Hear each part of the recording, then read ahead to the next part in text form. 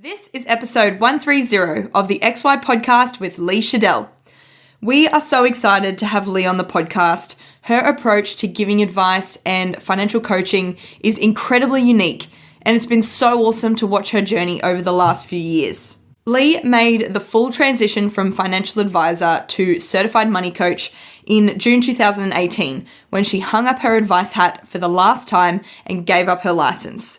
She's the yoga teacher, wellness coach, and creative entrepreneur, blending health and financial well-being to help her clients take ownership of their financial decisions. In this chat with Adrian from XY, Lea shares her fascination with behavioral psychology and how this has shaped her journey to becoming one of the few certified money coaches in Australia.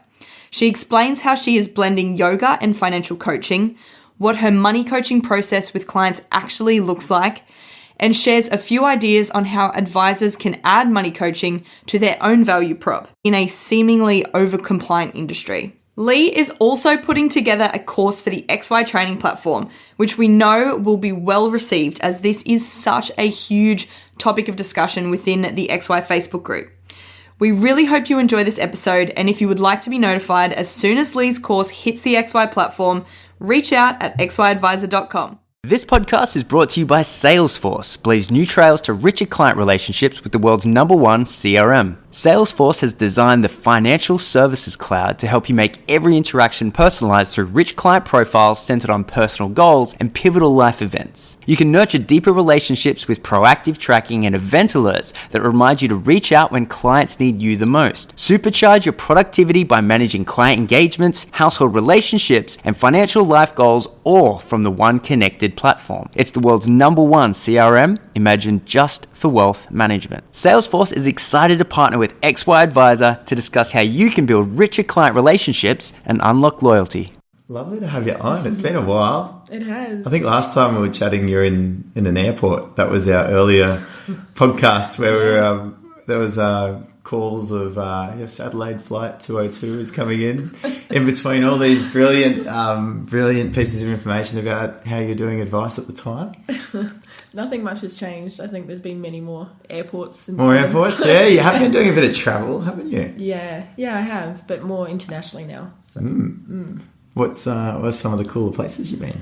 In the last 6 months, mostly the US, although Canada as well, but yeah, the west coast of the US. Any skiing or anything while you've been over there? I was there for winter, but no, I'm not very much of a skier. I'm a water skier, not a snow skier. Oh, nice. Well, when you're up on the coast, was that Oregon as well? Yeah, in Oregon. Yeah, Portland. Beautiful. Such a cool place. I haven't been there, but I've heard really good things. Great surf, apparently. Yeah, the Oregon coast is great surf. And a lot of Californians are moving up to Portland to live because it's cheaper prices and it's just a really funky place. So, Is that where, I don't know, was it Uber or Lyft started there or something? It's the head of Nike. So Head I'm of not Nike, sure. okay. I think Uber... I thought one of those, or maybe they put up one of the biggest spots in the US or something, and that's why it's... yeah, maybe. I mean, Lyft is prolific over there. Is so, it? yeah, it's huge. And Uber, but there's a lot of... Is there any difference? Because we don't have Lyft obviously over here. Is there any difference? Not really. It's just a little bit cheaper, I guess. Okay. And I think there was another... I was talking to a Lyft driver once, and he was saying that they have to go through more checks, like security checks, to be a Lyft driver than they do an Uber So Uber's driver. a bit looser. Yeah, which is surprising. I wasn't... Yeah, no, it makes a lot more sense with the Uber drivers I've had more recently. That's seems like the requirements are dropping. Yeah, they do. I feel like I'm hopping in taxis again. I know. And they've got the GPS there, so I don't know what's going on. I don't know what's going on. Must be easier up on the Gold Coast, but these days the roads don't get as complicated up here. No, they don't. It's pretty chilled out here. Yeah, and have you been here for a bit, or are you sort of gonna? I got back from the US almost 2 months ago now. So yeah, back here for a bit. It'll be my base, but I am doing a lot of travel, and we'll be doing more workshops in Bali and going back to the US in June just for a few weeks and going. Well, I guess a few people are probably listening, going, "How are you running a financial advice business like that?" So maybe we need to sort of explain. How have we got into? I guess what now is like it's an online business, and what was the transition like, and where did I start? Yeah. So full transition was around about June last year, so it's coming up a year from basically handing back my license as a full financial advisor and focusing purely on money coaching. So I made a decision to make my business 100% location independent so that I can travel wherever in the world, and that I can also work with clients everywhere in the world. And that's been really exciting because I've got clients in Ireland, Sweden, Venezuela, Colombia, US, Canada, Australia, Awesome. Bali, India. And they're obviously good reasons to go to those countries to visit the Correct. clients. So. Yeah, correct. Tax deductible, of course. Of course. There's method in my madness, right? But I wanted to do that from a lifestyle point of view. I love traveling. I wanted to not have to be tied down to see clients face to face. I still will if I'm in the area and I will see them face to face, but everything's done on Zoom, and it's all just pure money coaching. So behavioural psychology of money, not looking at any other aspect outside of that except for cash flow planning. I do that as well. Yeah. We could go quite deep here because a lot of people think cash flow and they think like maybe a buckets approach is sort of organising the money a bit, but like the depth, this whole behavioural finance side of things, or how do you relate to money, like it's so intriguing. Like but I've never gone past the intriguing state to go, oh, how do we actually do something with this sort of state of affairs? Like it's fascinating. It's actually when you get to the real reason behind the purpose of money in someone's life, like the triggers for them, what fears they have around it, what their aspirations are, what their beliefs are and their habits. You can go really deep with your clients, and it's just really exciting conversations. You're having conversations around, it's more like a psychology kind of conversation, because you're talking about, what does money mean to you, and what were the messages that you heard growing up and then got instilled into you, and why do you keep doing the stuff that you keep trying not to do? It's like self-sabotage. So we're looking into a lot of that.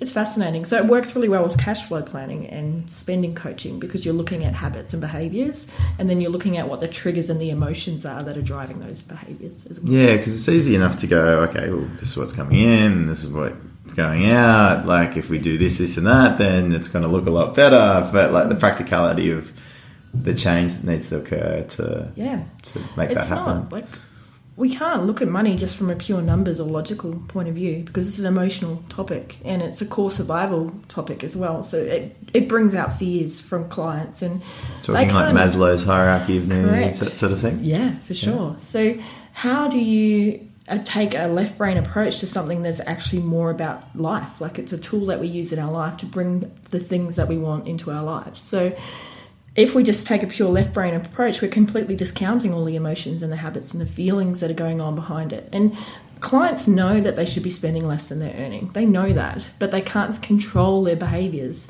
most of the time. Or they know that they should be putting more money away into super, or put more money into it, investing or paying off debt, yet they just can't help themselves. So my role is to get to the point of what's causing that. What's that reason? If we can find that reason, then we can help you move forward. So it's a bit of strategy, a bit of planning. Is it like when a masseuse is on your back sort of going around and they find that spot and they just get in there and you're like, oh, Lee, I don't want to talk about it anymore. Tears. There's always tears, trust me. It's so different. Like it's so unusual to be with clients all the time and they're crying. And I'm just... like what sort of proportion of meetings are we talking? Like, I'd say initially, because it's a step-by-step process. Yeah, probably that first crack the nut sort of meeting is... most of my clients, like 90% of clients, I'd say. Wow. Tears, yeah. That's breakthroughs for a lot of people, I guess. It's because we hold so much emotion around money. Like we make money in charge of our measure of success and our self-worth and our happiness, and we define ourselves as good and bad people by the amount of money we have and what we've done with money. So it holds a lot of fear and regret and jealousy and remorse and grief and judgment. And so once you start talking about some of that stuff and you give people a place to explore it, then there's always tears. But there's also like, wow, release of, thank God I've been able to talk to someone about this and normalize it, because we don't talk about it. So it just becomes this thing where we're like, oh, well, everything's fine, but underneath the surface it's not. So it's a bit like if you've got, like, you don't use your body as much and there's certain muscles that maybe don't get activated, you're sitting down all day, all of a sudden you start doing that, it's quite an impact to the body, you're feeling it. Yeah, but it's also a release at the same time. Yeah, it is for sure. It's really interesting. Yeah, so like we talked about the journey you went on in terms of more sort of, I guess it was the Lea just wants to travel the world sort of thing. That was the intent there, but I guess Mindful Wealth started a lot earlier. So that's been going for how many years now? Since 2014. Yeah. So, coming up 5 years. And what kicked that off? That was the yoga journey that I was on. So I was full-time financial planning, and I was kind of feeling pretty empty, like feeling like my business is doing really well and I'm helping lots of clients, but I still felt like there was something missing. And I was contemplating maybe I do a career change, maybe I'll leave the industry and do something else. I didn't know what that was, but started studying yoga and then got into the whole psychology and philosophy of yoga, fascinated by that. So I did a year program, and then that kind of started my interest in behavioral psychology. Mm-hmm. So then I started studying mindfulness and positive psychology, and I became a wellness coach and then a behavioural money coach as well. So I'm just fascinated. I'm always reading books on habits and beliefs and how the body and the mind and the emotions can play out in, we can harbour a lot of stuff in our bodies, and started to see a lot of, it's kind of ironic, I'm helping people manage their money on one hand, and then I was trying to help them relieve the stress caused by money through the yoga studio. So it was kind of starting to see... You had a good toolkit there. Yeah, come see me here. And then upsell, yeah. Would you like fries with that? A yoga session? More holistic. I think I just decided that I didn't want to be financial advisor and yoga teacher. I wanted just to be me. So for me to be truly authentic in my client relationships, I wanted to bring all of me to that. And I didn't want to be like decompartmentalize my life into, well, here I play this role and here I'm this person. I was just like, no, this is me. I am a yoga teacher and I'm about money, and I can do both. Why do they have to be separate? Are we talking like almost like staying as an advisor was, and what you were doing around that was almost putting a band-aid on how you really felt about what was valuable and what you wanted to do? Yeah, I was just going through the motions, and I liked it, but I wasn't passionate about it. And I think something was missing, and I wasn't sure what that was, but I knew that education was a really important part for me. I've always loved to write content and do the whole education program with my clients to make sure that they could make their own decisions, not just follow my advice. And I think deciding from there, hang on, maybe I can coach them instead of tell them what to do with their money. So I'm a big believer that all the information we need is out there in the world. We just need to support people to help them understand how to make better decisions. And doing that in a way that, yes, it's logical, but it's also aligned to your true vision and values, and then also your instinct. So teaching people a framework so that they are empowered and educated enough to do it themselves. That's kind of my role, rather than sitting there going, you need to do this with your life, because they're the expert in their lives. I'm not. I'm an outsider saying, this is what I think you should do. But I never felt quite comfortable telling people what to do with their money, because they're the expert. Yeah.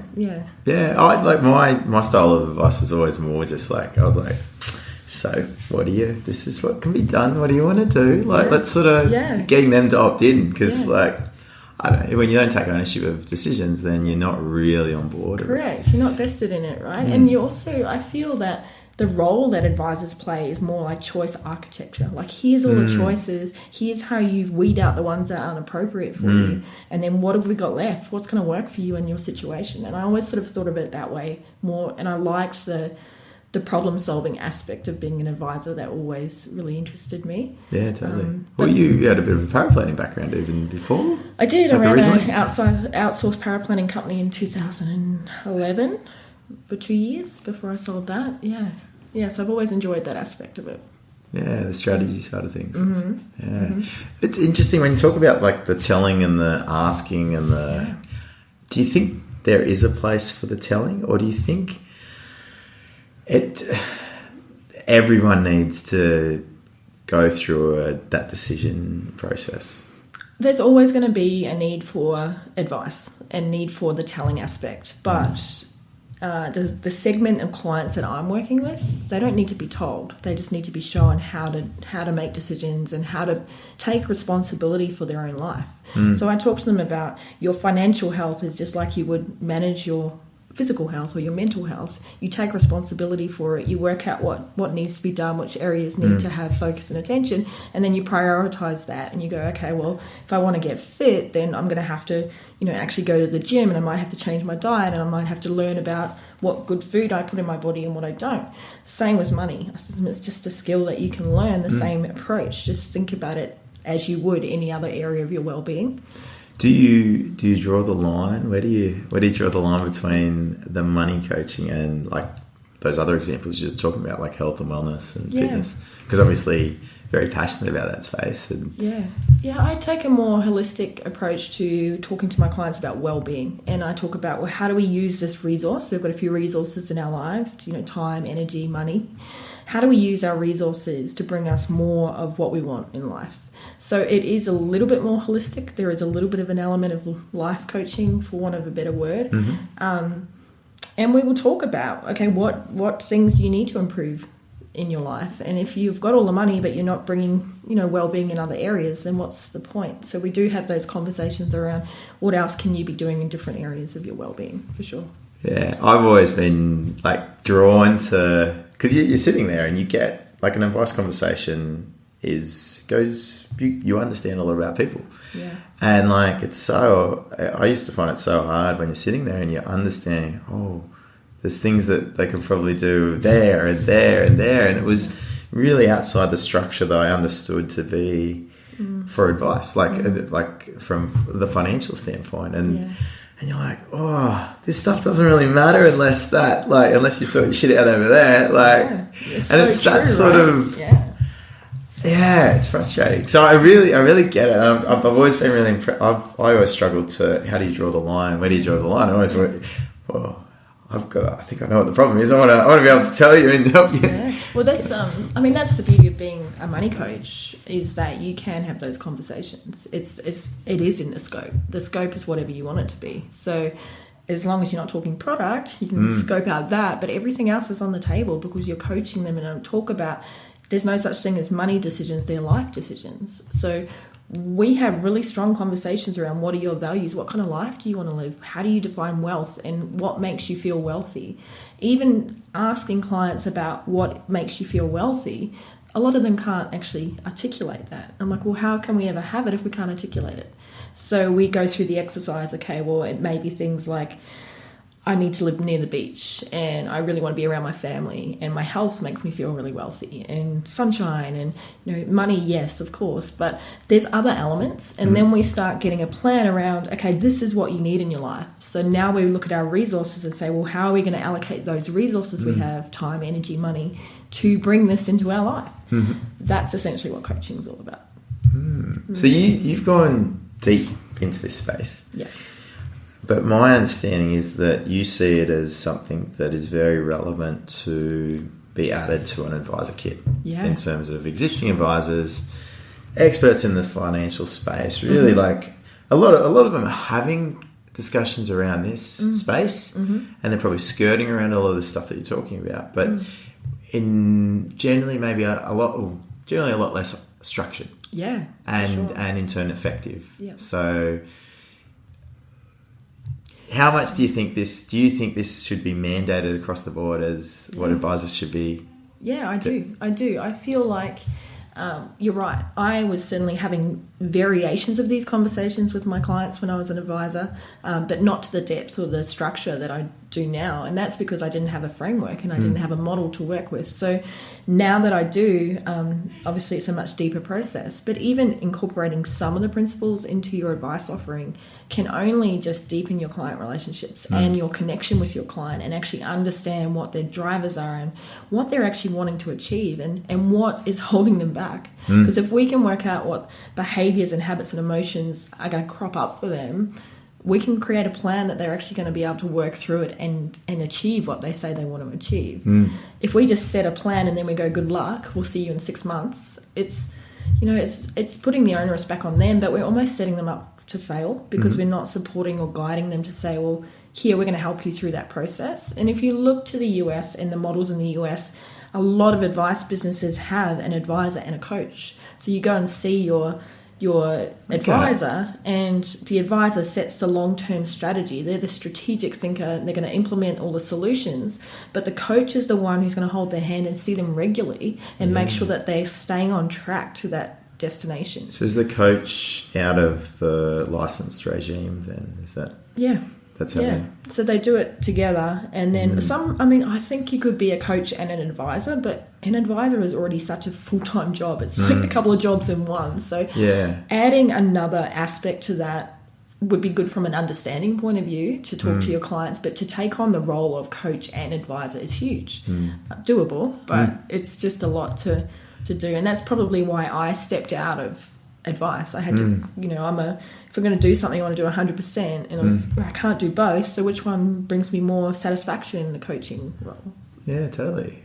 It's I guess as you're talking, I'm thinking there's almost like, I think the role of the advisor is big. Like it's such a broad role, and like not just when you look at best interest duty, it's just the different facets of an activity. Even if you took out all the regulation that sort of applied and makes it very difficult for advisors to get through what they need to get through. Yeah. They're on the front end, they're talking, they've got the people skills, they're relating to people, they're doing sales, customer service. They're then talking, a lot of them are doing the strategy and the research and the administration and all across. And there's a whole lot of different skill sets that go on there. There are. And that's just the baseline. And then that's for ones who aren't even running their own business as well. So you add in this, if you're running your own business. Yeah, there's the business management. And it's huge. Yeah. Yeah. I guess where I'm thinking is sort of like, I've started to see it as you almost, some of that, a lot of the strategy stuff needs to get let go, I think. That's where I see the ability to do both. I think if you really just hold on to that front end interface of the conversations with the client and shaping up and be the educator, and you might translate the strategy stuff or prepare a client in terms of, and canvas, manage the expectations of what's going to go on there. But there's great paraplanners that can take care of that. There are heaps of great paraplanners, and that's what they love. That's where you work out what are you good at and what do you love, and then start to do more of those aspects and try and outsource the rest of it. Because I think you're right. I think where the focus needs to be is 100% client relationships and trying to get the best outcomes for your clients. But all the other stuff that's going on behind, it just bogs you down. It just it's like wading through mud trying to make a profitable business. It's difficult. All the stuff you need to be across. Like it's just... I know, it's huge. Yeah, it's huge. And I look back now and think, wow, I've got almost... I hate to say it, 20 years experience in the industry. And I'm probably the happiest I have been in this career choice. But I wish I'd known about it a lot earlier. But I guess it wasn't around. It's been around in the US for 20 plus years, but it's new here. I think one of the challenges with advisors is that coming into the role, you're visualizing the role as this very fixed structure. And it's not helped by all the structure around it with the licensee regime and the rules and regulations. It almost because that, I guess, diminishes the latitude that you have to be creative and to adjust how things are done. Like a lot of people don't feel like they can really move out of that space, especially now, and it's just getting worse and worse for a number of licensees. So have you seen advisors, and this one of the key areas is around splitting up the charging for stuff, and I think this is a really key area, one that licensees are sort of, they've not been very good at, because especially the aligned ones, and they've almost put up roadblocks for advisors to do this, and it's been an impediment to actually really chase that product market fit with the client, so to speak, in terms of they're sitting there, their clients want, you can see the needs are there, their clients are sort of communicating, and it's obvious that this stuff is valuable, and you're within this sort of cocoon sort of environment where you're like, oh, can I do that? Like, am I going to get in trouble? How do I have that conversation? There's no resources have been put into making it so I can have that conversation, because all I see is what I do. My next step goes to a research and a paraplanning team, and all they know is like, products and stuff. Yeah. So, like, even if I have this conversation and I serve up this to the next step, there's no one there to really take it off me. Yeah. And then it forces it back on the advisor to try and work out the process. But they got so much other shit going on. So they kind of... So, yeah, I think that's the issue. I would agree. I do. I feel like there's not a lot of scope for innovation in the industry because of the pressures of compliance and the pressures of running a profitable business and the time constraints of trying to think outside the square and implement something that is within the requirements and the control and the legislation it's difficult. But I guess that's probably why I always had a problem with it, because I was thinking, this is not working and we're all doing the same process in the same way. And I had an issue with that, and I've never liked to do things the same way as everyone else. You know, if I've got a better way of doing it for me, I'm going to do it that way. But it's having the guts to try and challenge that and try and do it too, which can be difficult. I had a really supportive dealer group, so it was great. But yeah, I just always thought, well, there's something wrong here. Why are we all of us doing the same process? It doesn't. No other industry does things the same way as we do. Like, there's innovation in every other industry, yet in ours it's like, no, this is the cookie cutter approach. There's the steps to financial planning. It's quite the irony, isn't it, that ASIC's so concerned about cookie cutter advice, but the force of structure, what they forced on the industry, almost channels some of that, and the structure of the industry. Yeah. And exactly. I did a presentation yesterday to a corporate health and wellbeing day on financial wellbeing. There are 150 federal government employees there. I'm talking about financial wellbeing and the importance of getting advice and making a plan and seeing an advisor. And the questions that came up, how do I find a good advisor? That's coming out and I said, there's so many good advisors out there. You just need to make sure that you do your research and you find someone who knows what you're talking about and what you want to achieve and that you connect with. But it was fascinating to see that was one of the most asked questions. How do I find a good advisor? And I'm thinking, what a shame that that's the conversation that's being had at the moment. And that's purely because of what's happened in the industry lately. Well, I guess if you look at the guidance that's put out there, it's all about sort of looking out for risks. Yeah.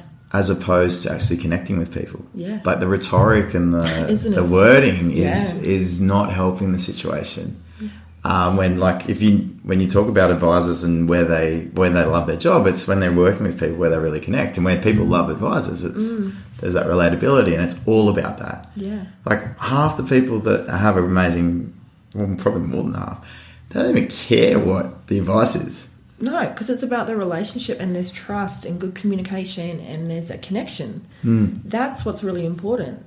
It's just a shame that we're not advertising that more, the power of that in the good stories. Like, there's so much bad news and bad press, and there's a huge market of disengaged consumers out there who need support and advice, and they need to have it maybe accessible in different ways from a funding point of view, the cost point of view, but also just how do I approach someone? I don't think just going to see a traditional advisor appeals to the majority of the population. It does to some, but there's even research says like 48% of women are not comfortable going to see a financial advisor in the traditional form. Yeah, that more formal approach. Yeah, and the structured, you pay a large upfront fee to go and get everything changed all at once. And, we get this big SOA and we just change everything we've ever done with money because it's all wrong. Don't talk like that. That's what we have to do. That's the structure. I know it is, and that I always had an issue with that, because I used to think, am I the type of person who wants to go in and see an advisor who then tells me that everything that I've done with my money has been okay, but we're going to change it all? So I always thought, well, I wouldn't want to hear that. I would be overwhelmed walking out going, we're going to change my insurance, my super, my investments, we're going to change it all right now with this great plan. Lee, you make it sound so silly. Yeah, who would have thought? I think we've really gone into the issue, haven't we? Yeah. I'm thinking you've got a whole toolkit about, like, unless not just talking about what you're doing now, but I guess what you were doing before as well. Because I think there's a few different ways that advisors can start to. One thing you're talking about is the touch points around how do you first engage with people as they warm up to advice.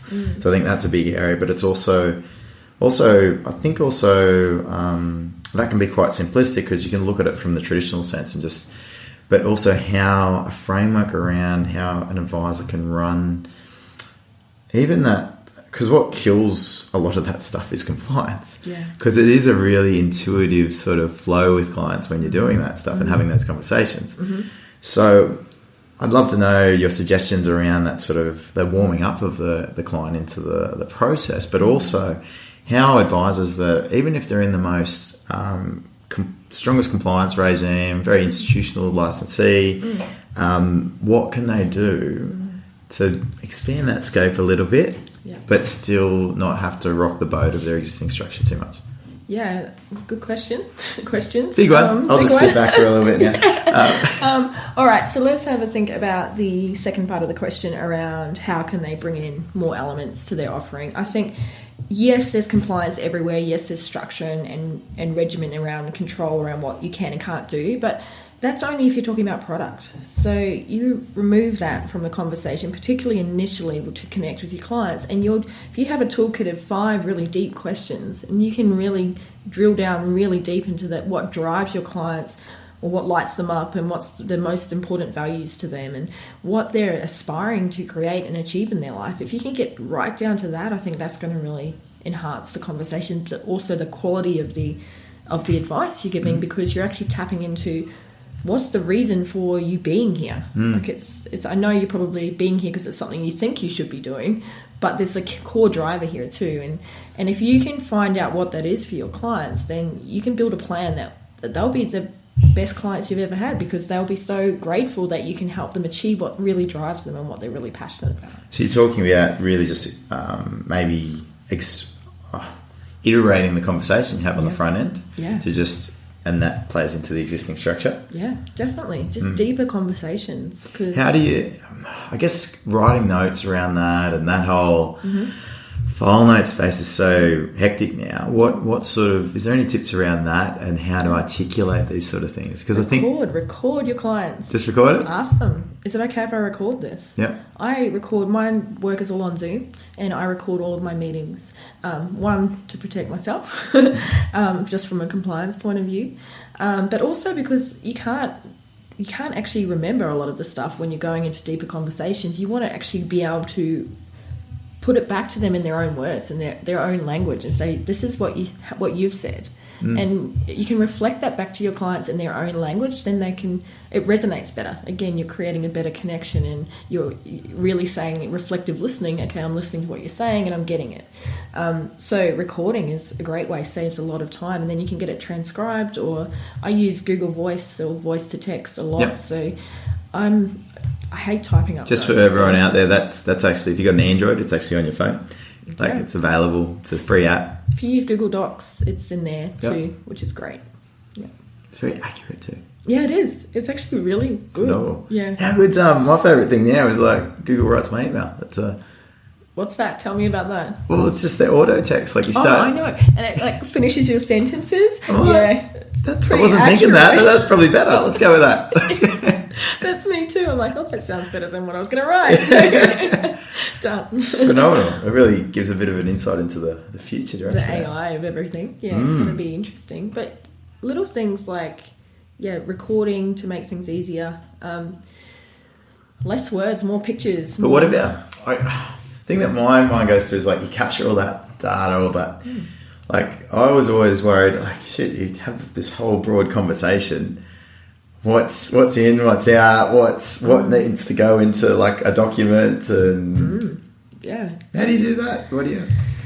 Yeah, that's a good question. So when I'm doing my work from a coaching point of view and I'm collecting all of this information, they do homework, so they write stuff for me, and then we'll talk and I'll make notes, and I'm collating and looking for things. Does that start to go into a structure as you're doing that process? Yeah. So I create what's called a blueprint for my clients so that they can see all of their patterning and beliefs and habits with money, and then the reason we do that is to create the awareness, because we cannot shift or change what we're not aware of. And a lot of what we do with money, 95% of it is subconscious or unconscious behaviors and habits and thoughts. So bringing it up to the surface, shining a light on it, looking at it one thing to go, wow, that's actually what I do and what I think and how I feel.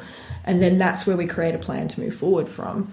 But grabbing bits of information, looking for patterns, looking for themes, it's probably information overload, but it's almost like putting together pieces of the jigsaw. So it's good. It's fascinating. And are you saying that you don't always use all that information right then? Correct.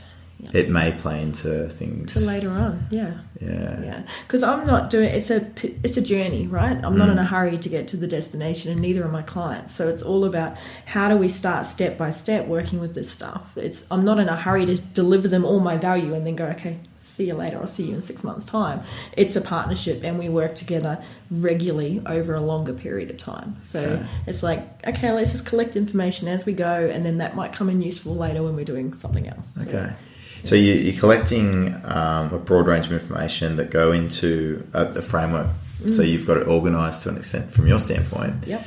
And from a process standpoint, are there stages that you're going through as well? Is that is it that structured? Yeah. So we've got what's called the core process that I was trained in, which is all the awareness piece. This is to look back at a client's situation in order to see how they got to where they are today. So we need to go backwards and start from the beginning and say, okay, let's go through your whole history with money and see what's happened and why. And then from there, that gives us a really great awareness around why you're standing here right now with the situation that you're in. And then we go forward and say, okay, well, now that we've got that information and we know where you are, we need to look forward and say, what do you want to achieve? So we've got the awareness of what is likely to be the roadblocks or the things that might stop them from achieving that. And that's where I'm like, okay, now we've got the plan for the future. I know what could potentially go wrong. We're going to make a plan to make sure that doesn't happen. Okay. Yeah. It's deep. It is deep. It's awesome though. It's fantastic. It's kind of it's exciting, and it's cool because you're actually helping clients achieve whatever is most meaningful to them. So it's about, we go back to that Maslow's hierarchy of needs, what you were talking about before. If we're looking at the concept of that and we're trying to achieve self-actualization ultimately as a human species, if we do not have the financial part, the very base level, the foundation sorted, it's like snakes and ladders. My clients go up and then they go down a couple of rungs and then up and then down. It's like shaky. So we talk about the fact that they need to really get that part sorted first, and then we can move up towards self-actualization. Do you find that you have to bring in specialist resources depending on which way the conversation goes? Yeah. So a lot of my clients have an advisor. I'm just the person that keeps them basically on track. Okay. So 80% of my clients have an advisor, and if they don't, during our relationship, I'm encouraging them to go and see an advisor. Okay. Because it's almost like that toolkit that we're talking about. I'm just one little solution in their whole needs, and I think I can then partner with their other professionals to make sure that I'm supporting them. So they might have a therapist or a psychologist. They might have, they've got their doctor, they've got their accountant, their financial advisor, their solicitor. They have all of these professionals around. Money coaches are just one of those people. So they have their business coaches and life coaches, and it's an interesting kind of way of looking at it. You get the fun spot where there's no regulation. Oh, not yet. I'm assuming there will be. I'm assuming there will be some regulation. I think any profession needs regulation. It does, because you get cowboys in there and you're. Well, what sort of, because a lot of people go, it's a very intangible space for a lot of people in terms of going, what, there's a group of you? Is this a thing? Yeah. What structure is there around this space? Maybe it's more advanced in the US than it is here, I guess. It's more advanced in the US for sure. What the issue is that anyone can call themselves a money coach, right? So there are life coaches out there who are calling themselves money coaches who don't have any background. Does a life coach have any regulations or requirements? Yeah, there's less regulation. There's more suggested sort of frameworks, and there are minimum levels of certification. They do have. Yeah. Okay. So money coaching doesn't. And that's what I think that's where I see a benefit of creating some kind of minimum standard of education. Association of Money Coaches. Is that what I'm hearing? Is that? Maybe. Lee's starting a new association, everyone. Just reach out to him. I am not doing that. I do not have capacity or the intention or desire at all. A couple of years. Yeah. Watch his never face. say never. In the US, there's a lot of groups and associations that support coaching and as a space. Does the government reach into that space part or no? Okay. So it's largely unregulated. Okay. But in saying that, money coaches are not giving any product advice, so there shouldn't be an issue with it. It's not like we're putting clients in something that they could lose money from. They can't. We're teaching them, we're educating them, and we're teaching them how to make decisions, but we're not actually giving them any advice to do anything. So it's a different way of looking at it. I think it's because it's such a new space, it's going to be very interesting to see how it evolves here in Australia. So there are number of coaches coming up who are starting to do training in the US or in the UK and starting finally to bring a number of people of the group have taken your hot tips and gone and done a couple of courses, so it's really cool to see. It's awesome to see, and I want it to be a movement because I believe in the value of it, and I think there's such a huge market for here. If we look at people are Googling it in the US, I want a money coach. It's a thing. And I've always looked to the US as being sort of 4 to 5 years ahead of us in this space. So I know that it's coming, and it's whether we adopt it or whether we embrace it or not. It's going to come. And because they could just do it from the US. Yeah, because I'm doing it from everywhere exactly in the world. Because it helps to know the market that you're working in, just because the language around 401ks and bit of culture maybe. Yeah, but fundamentally because you're talking more around how do you relate to money, what's your relationship with money, and how does it, what are your strengths and your challenges. It's a universal conversation, so it doesn't really matter where you're based. So if we're not going to be offering it here in Australia, for example, then coaches from around the world will be fishing in our pond, essentially. People from online, like you just got someone from South America going expert money coach. Yeah, and there are I'm a master certified money coach with the Money Coaching Institute in the US, and there are 400 coaches worldwide trained. Okay. So do they all run digital businesses? Or? A lot of them do. Yeah. It's catered for a digital business space. It's you can do 60-minute conversations online. You can do 4 to 5 a day from anywhere in the world. It's an easy model. I'm seeing a bit of a solution for some people that just want to get out of what they're doing right now. Become a money coach with this sort of trajectory. Yeah. So that's sort of really just going Lee's going down that path of Lee's realization and going. It's just I'm going against the grain. It's not my sort of. It's not making me happy doing what I'm doing, and it's just a constant battle. So if it's feeling like that, maybe it is something for people to think about. It's worth considering as an option.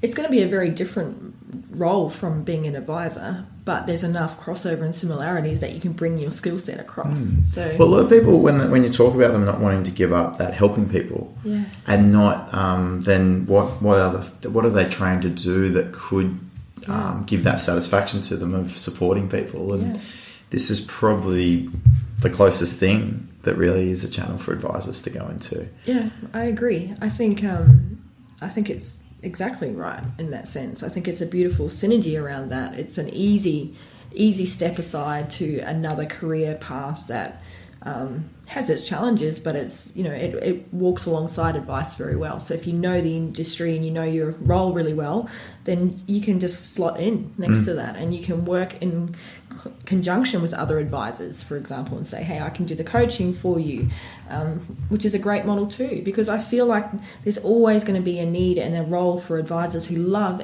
what they do. And those people who we need you, we need you to stay there doing what you're doing. But the people who are like, I like helping people, but this isn't really for me. They're not attached to the strategy stuff. They see the technical benefit of it, but they're not getting kicks out of it, sort of thing. Yeah, and I'm having more and more conversations with advisors who are reaching out to me saying, I'm feeling really unfulfilled. I'm feeling really like there's got to be something else for me, and I just don't know what that is. And money coaching might be it, but there's lots of other things as well. So tell me more. What are the other options? Well, it really depends. I think if we, as almost like I'm coaching my clients, look at what your strengths are and look at what you're really passionate about. We're talking like a complete shift. Yeah, not even. Look at your career as an advisor and what aspects of the various hats that you wear as an advisor that you love, and then consider what you're good at and what you love and what careers suit that. And there are lots of other careers in the industry, whether it's in funds management or education, or there's a lot of other roles as well. But also stepping outside the industry, there's always going to be other opportunities. I feel a bit torn with this conversation that almost like, hey, so how everyone sort of wants to stop doing this because it's getting a bit shit. Yeah. Well, here's a way to leave and go do something else. And one side of me is going, well, shit, there's not enough advisors to start with. I know. And there's definitely an attrition that's going on over the next few years. Agree. Why are we making it easier for them to think through that process? I don't know. The other side of me goes, who gives a shit? If people are there and they're not happy, get out, because your clients are going to wear that. Correct. One way or the other. Yeah. I agree with you. If your heart's not in it, you're doing it for the wrong reasons, I think. Because then you're not actually doing it to benefit your clients, or even you're not doing something that you're passionate about. So life's too short. Do what you love, and you can make a living out about it. Anything. If I can combine yoga and money, you can make a living out of anything. It's about having an intention and just going for it, giving it a go. What's the worst? We're talking about manifesting here. We are. That's tonight. You and we got because I'm just having a chat to Lee before our Gold Coast event, and we've got Flynn from Wealth Enhancers, and he's quite the manifester. I don't know if anyone saw his video on LinkedIn the other day. It's pretty cool. He's got a whole framework around it, and I reckon you guys are going to have a great chat around it. Yeah, that's cool. It's exciting. I work a lot with archetypes, and part of the key archetypes is money. Are these like money personalities sort of thing? Correct. Based on Carl Jung's psychology around collective archetypes, which are our key way of attitudes and behaviours towards money. So it's not our personality as such, but it's how we show up when we've got money in our hands. And the two that we need is the warrior, which is the master of the material world, like really structured, planned, resourceful, balanced, in control, like really the logical left brain side of things. Okay. But we also need the magician, who's the manifester. So the magician is the one who holds our vision. They're like, let's go to the pokies. Yeah. Is that the magician? Well, it could be, but that's the fool. I think that's the fool. That's the fool, okay. Yeah, the fool's like, let's just have fun. The magician's like, let's start a business. Is that the magician? Magician has the vision. So let's start a business, or this is what my values are and this is what I want to achieve in life. And I don't give a shit about anything else. This is what we're doing. And they say to the warrior, hey, Mr. Warrior, come in and let's make a plan to make this happen. It's like going to the finance department going, can I have a bit of funding for this? Please. Exactly. So the warrior and the magician are what we all need. So, okay. And how many of these archetypes are there? There's 8. Okay. Yeah, fascinating. You can take a quiz. What are the stats in terms of, because I know with a lot of these money type things, there's often there's a centralized sort of nature of like maybe 2 or 3 that dominate the majority of the population. Is that the same with this framework? In a way, for all of my clients take the quiz before they come and see me, so I know who I'm dealing with, in a sense, like what their core traits are. So the innocent archetype is very often someone who comes to me because they are lacking control, they're a little bit fearful and anxious about taking responsibility for their money, and they just don't know where to start. So they're often uneducated in financial stuff. So my role is easy. Help them, like empower and educate them, build their confidence so that they take responsibility. So that's an easy one for me to work with. The other one that I get a lot of is the fool, which is living in the moment, short-term focus, the spenders. So again, as soon as I see that, I know that they're in significant distress when they come to see you, or... No, they're usually pretty happy with their situation, but they God, no, mate. Can you help me figure out how I know when I'm going to have money? Pretty much. what they need is control and structure. So they need cash flow planning, for example, because they've got their spending is like, whoa, everywhere. So immediately when I see the archetypes coming in, I can tell how to shape my conversation to know how I can best help them. So it's very interesting. Yeah, it's really, I guess, that whole pre-questionnaire to the client is really interesting because it's sort of, because obviously you don't want it to dictate any outcomes of the meeting. But I guess the perspective you're saying is it's giving you that way to get the most out of it. Yeah. It is. It helps you language your conversation with clients. It's giving me a little like insight into what's going on for them without them having to tell me. Is there any correlation with like HBDI and things like that, or because a lot of people know that you got the left yellow, blue, green, and red sort of thing? Yeah, it's all because that's all a derivative of Carl Jung's work anyway. Is it? So yeah, it would How be. old's Carl Jung? Because that's been around for a while. I don't even know how old he is. He's been around for a long time. So he's Can I go look him up? Yeah. Young with a J. Okay. Yeah. So he's German or something. like the original thought person for, that's a good word, isn't it? Thought person. Technical term. Yeah, technical term. He's thinking people. Thinking people. He basically created modern psychology. And the concept of archetypes, and fascinating to start reading about his stuff. But when you do the Myers-Briggs, for example, and you've got the different personality types, they are basically archetypes. Yeah. So just that they've been renamed into different. Yeah, mine was. I did a job I had a long time ago. Yeah. And they were able to allocate Simpsons characters to all these Myers-Briggs. Yeah. And have a guess who I ended up with. Who were you? Bart Simpson. Some people might be going, well, obviously. But the fit. I was like, how cool is that? Oh, wait, what's wrong with that? I've thought about that too. Yeah, I've thought about that as like, how could I... Because these have names like the warrior, the magician, the creator, artist, the fool.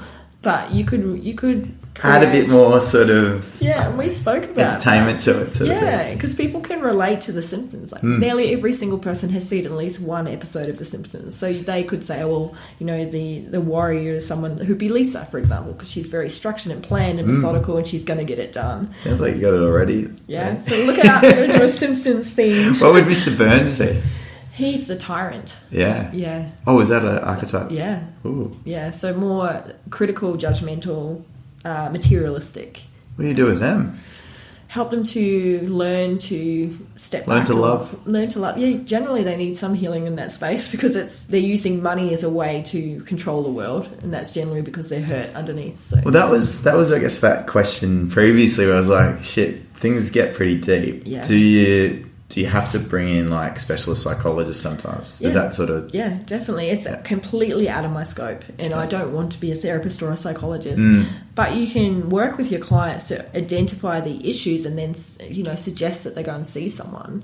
Or a lot of them, like a lot of my US clients already have someone that they're working with. So, you know, it's a different cultural thing. So I have to say, make sure in your next conversation with your therapist that you're going to talk about this. And, so they can do that aspect of it, because I don't want to get into any of that. That's not I'm fascinated by it, but it's another lifetime, I think. It's drawing that line, I guess. Yeah. That's awesome. Lee, you're always doing, I guess, things with purpose and passion. And I'm sure there's something going on at the moment that you would love to share. I don't even know because I haven't asked you what the latest thing is. Where do I start? But obviously as the coaching, what do you have to share with the community in terms of what they could get behind or embrace? I'm working on a really cool app at the moment called Financial Mindfulness. So essentially it's for people who are stressed about money, and you go in and you listen to a meditation to calm you down, to get you in a state of learning. Because when you're stressed, you're not operating out of your thinking brain, you're operating out of the fight or flight brain. It's a reptilian brain. So this is designed to get you into a calmer space, and then we educate through basic financial literacy, both audio and visual, with videos and cards of information, which is all about habit change. How do they get out of the situation that they're in? Do little small changes. So if you're going, okay, I'm really stressed about my credit card debt, you would click the credit card and then go through the cycle of that. So that's in beta testing at the moment. We've been working on it for almost 2 years. So wow. It's going to launch at the end of June, so that's pretty exciting. Okay. Very cool. And is that something that, I guess when we were talking about before, like these ways for people to start getting their dipping their toe in the water with guidance and better information and help with decision making, is that part of that strategy to help people? Yeah, it's recognizing that a lot of people, when they're stressed about money, don't necessarily reach out for support. It's like money's taboo for a lot of people, and there's such a stigma around it. So it's trying to encourage people to do something about the situation, and then instilling education and empowerment to suggest that they go seek more support. Like that's the whole way through. You could go see a mortgage broker, you could go see an advisor, you could go like different ways to encourage them to just keep taking steps towards little next step sort of thing. Yeah. And it is, and through an app, it's they're in control. They're not reaching out to another human. They're sort of discovering it for themselves or figuring it out, solving the problem themselves. Yeah, absolutely. Or at least trying to, making a start. And it's to recognise that 50% of Australians are stressed about money. It's the number one cause of stress globally. So really just saying, well, that's the problem. How do we bring a solution to that? Because financial advice is not necessarily for people who are stressed with money, but there's a whole lot of people who... It doesn't matter how much income you have. You can be significantly stressed with money at any income point. So it's kind of bringing a solution to that market in a way. That's awesome. And the money coaching? Money coaching is happening. So I'm training with the founder from the US. She's coming to Australia.